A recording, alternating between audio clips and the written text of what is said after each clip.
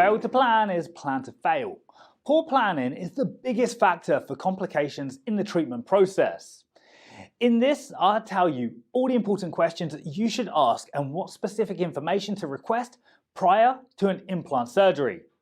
We'll introduce you to the most important step in the implant planning process so that you're well informed of what to expect. Now, let me tell you a story. We recently had a case of a patient who'd been treated in a popular dental tourist destination while he was desperately looking for help.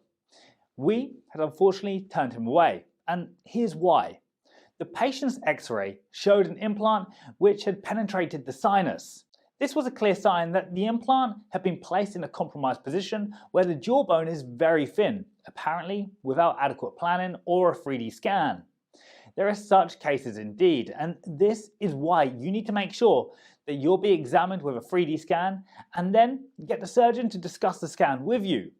After all, this is the most important examination prior to surgery, and you have the right to know everything about it. So, how is an implant surgery properly planned? It all starts with an on-site examination and an X-ray. This is the initial examination that will give you a general information about the patient's case and the presence or lack of enough jawbone for implantation. Here's an example of a panoramic photo.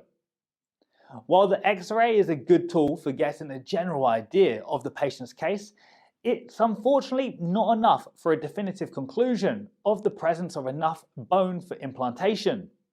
The 3D scan, CBCT, however, is a three-dimensional X-ray examination and requires more advanced equipment.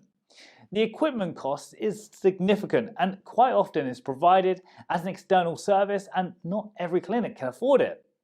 If the 3D scan is external to the clinic, it would usually take a longer time to receive the result and to analyze it. The 3D scan is one and only test that gives 100% clarity on how thick and dense your jawbone is.